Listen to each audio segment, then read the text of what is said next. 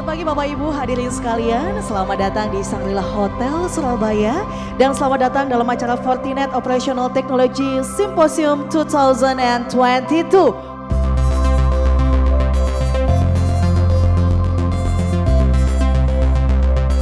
Dan tentu saja Bapak Ibu hadirin sekalian, salah satu kunci utama dalam melakukan transformasi digital adalah dengan melakukan konvergensi IT/OT.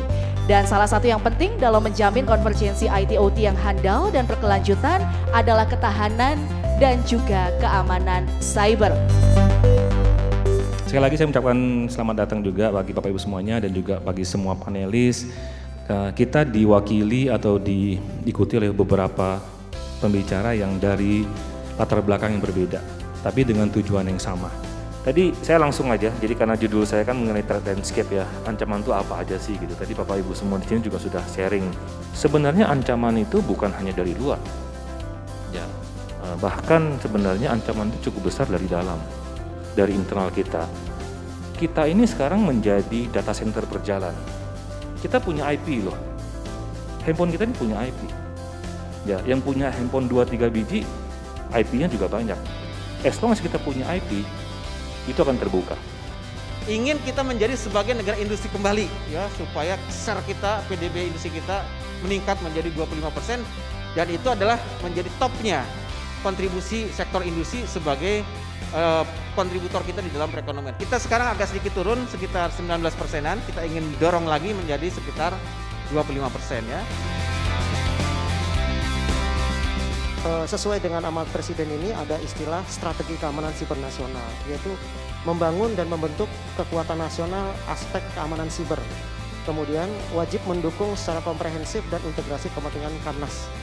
Jadi heavy-nya karena kita keamanan, pasti larinya juga keamanan dan skopnya adalah nasional.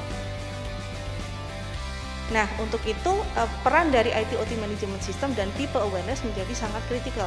Kita tidak hanya berbicara mau jadi perusahaan seperti apa sih, teknologinya seperti apa sih, tapi bagaimana menyiapkan people dan IT/OT Management.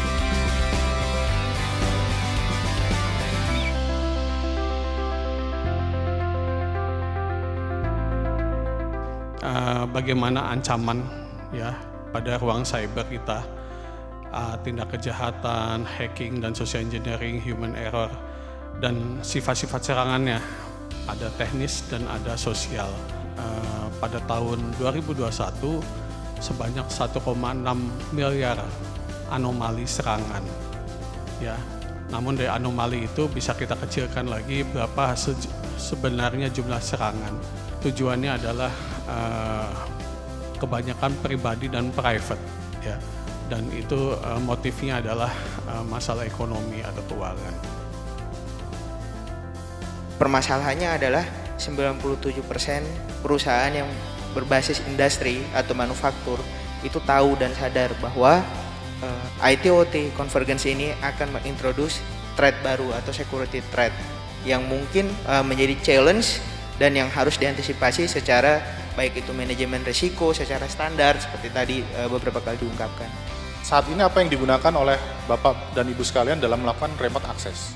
Ya, menurut saya enggak gitu ya, karena itu adalah tools yang murah meriah gambreng, tapi dari sisi security itu kurang direkomendasikan.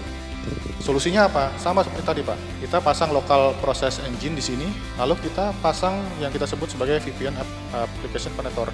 Profinet punya ya Pak ya. Nah inilah adalah salah satu konsep-konsep Pak, konsep-konsep yang terkait dengan hardening daripada sistem yang sudah ada. Ya. Terima kasih. Energi sumber daya mineral itu KL-nya Kementerian SDM. Jadi di Undang-Undang Pelindungan Infrastruktur Vital itu nanti semua yang terkait dengan